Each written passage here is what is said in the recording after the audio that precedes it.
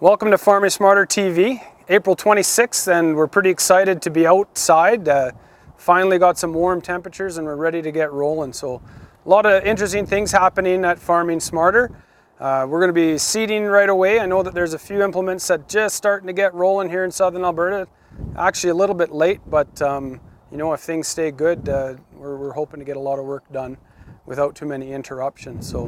So today we've got multiple crews working on different things. The most interesting thing that I think that we have to share as far as news is concerned, we're very excited to have the opportunity to lease 140 acres of land right beside our current site here in Lethbridge, and that's just south of the jail road. And we're going to be calling that our NASA pivot now because it's leased from NASA Holdings. What's going on over that piece of land right now is we're going to be using it as one of our variable rate fields that we're studying, and we currently have Jeff Bronch with Sunrise Ag running his Veris machine across the field so that we can get some mapping going on. And we've got our own EM38 borrowed from Alberta Agriculture, thanks to Deb Work and Rob Dunn for that. So we're getting that done as well, and then also getting some soil tests done.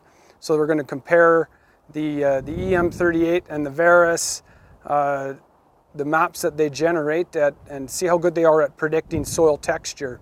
And within that, we're going to have some treatments across the field and do some field scale research. We'll also cordon off an extra 10 to 15 acres for additional small plot trials as we basically run out of land here with the number of trials that are going on. So pretty excited about that, and we've got our seeder calibrated and Mike's getting ready on the tripping going on. Kevin's busy setting up seed for a number of trials that we have going on. And basically I'm running around pretending like I'm doing something, being the manager here. So we had a good trip out to Medicine Hat the other day. Field conditions are very good. We've done soil samples out there. Moisture's looking good, but they're definitely ready to go, ready to seed. So we'll be heading out there in the early week. Other things of interest right now, we've noticed that our winter peas that we seeded last fall, we seeded a 10-acre strip to basically increase the seed and see how well it does again. Our major research efforts in that area are done, but we wanted to continue with a seed increase. Just got word from Mark Olson, who is also coordinating a number of seed increases across southern Alberta with varied results, some very good results and some not so great results. And basically a lot of that depends on the conditions where they were seeded and the type of winter that we've had. Okay, so I've just dug up a winter pea plant here April 26th, and I don't know if this is just coincidence, but we've got an earthworm hanging out around the base. You can see that there's been a little bit of frost damage, but winter pea is still nice and hardy this time of year, and it continues to grow out here. So taking a peek at the roots here. The fall that we put this into was pretty dry, so this actually didn't grow very much. It was just barely popping out of the ground, but now when everyone else is getting into the field, we've got a winter pea here that's already at the 2 to 3 node stage.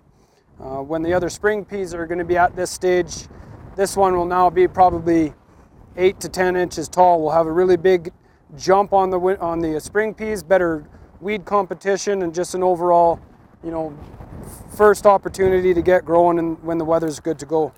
This was actually a pretty hard winter in certain areas compared to what I would say normal. Out in Medicine Hat, we noticed that some of the winter wheat isn't doing great. A lot of that had to do with the dry conditions in the fall and a lot of cold temperatures without any snow cover. So it'll be interesting to see how well things pull through. Lethbridge, though, I think we again are one of that little bit of a special area. We tend to have milder winters, and our winter wheat is actually looking really, really good. So we're putting down some applications of UAN, that's liquid nitrogen fertilizers on some of our trials, and we're getting ready to do some plant counts next spring. So anyways, we're busy in the fields and wish all of you the best of luck in getting your fields planted, and we hope to see you soon at our first crop walk that's going to be coming up at the end of May. Take care. All right, so here we are checking out some of our winter wheat trials, and this is still part of a big project being led by Dr. Brian Veris. This trial, I think, was originally started by Byron Irvine. Basically, we're looking at what are the best types of stubble to seed winter wheat into. For instance, this is a pea stubble. You'll notice that there's not a lot of protection for the crop. Lethbridge, though, we tend to be well protected throughout the winters with the good warm winters and no issues with the winter wheat survival. We'll move down here. It's been seeded into barley stubble. Again, still looking not too bad, but more residue. Looks like it might have slowed down the crop growth a little bit, potentially when it was seeded on top of the stubble rows. This one was seeded into, looks like a camelina stubble. Again, looks to be doing quite well. We've got another plot of barley.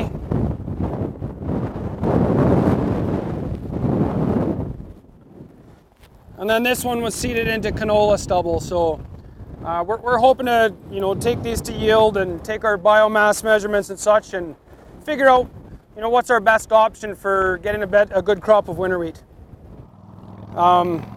This winter wheat trial was looking at a number of different herbicides, particularly looking at seed treatments or seeding rates, seed treatments and different herbicide combinations.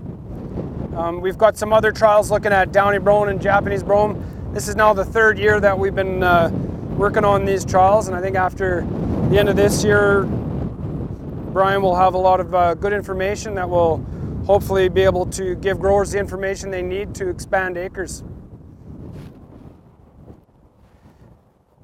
See, like this one here, you can actually see the